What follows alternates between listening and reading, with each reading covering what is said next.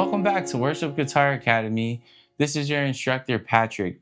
So what I'm going to do in this video is go over the main chords that you will find in this course, and then I'll show you how to switch them properly. The first thing we want to look at is the G chord. So you want to put your pinky down on the 3rd fret of the E string, your ring finger down on the 3rd fret of the B, your index 2nd fret of the A string, and then your middle finger 3rd fret of the E string.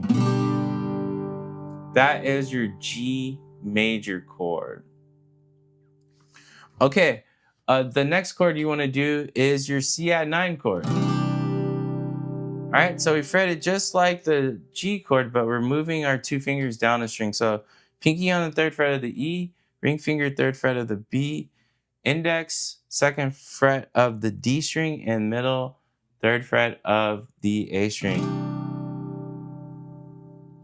Okay, the next chord, D major. We want to put our middle finger on the 2nd fret of the E string, our ring finger 3rd fret of the B, and our index 2nd fret of the G string. And we want to leave the D string open, and we don't want to hear the E and A string. So it sounds like this.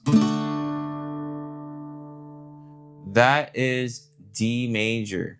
Our next chord is going to be A minor. So we're going to put our first finger on the 1st fret of the B string, our ring finger or 3rd finger, 2nd fret of the G string, and the 2nd finger on the 2nd fret of the D string with the A string open.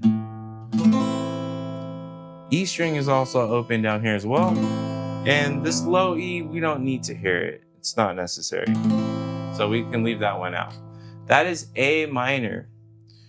A minor is very similar to C major. It's very close.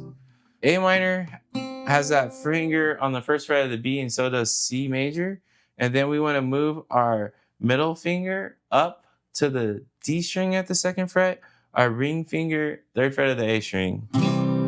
That is your regular C major. C at 9 kind of looks like this G chord. C major looks like that.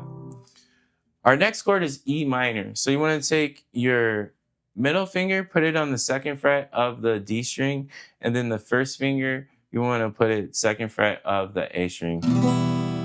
And we can play all the strings open. That is E minor. All right, our next chord is the F chord. So we're going to do a small version of the F down here in open position. And it is similar to A minor and C major. So we're going to have our first finger in the 1st fret of the B string, 2nd fret of the G string with the middle finger, and our ring finger, 3rd fret of the D string. And we really just want to hit those 3 strings, the D, the G, and the B. The E string, we do not necessarily want that to be open, because now the chord becomes F major 7, and depending on the context of the song that you're playing, you might not want to hear that major 7 on the top. So I would just avoid strumming it and just focus on hitting those 3 strings that I mentioned before. Okay, I hope you found that helpful. I will see you guys in the next video. Take care.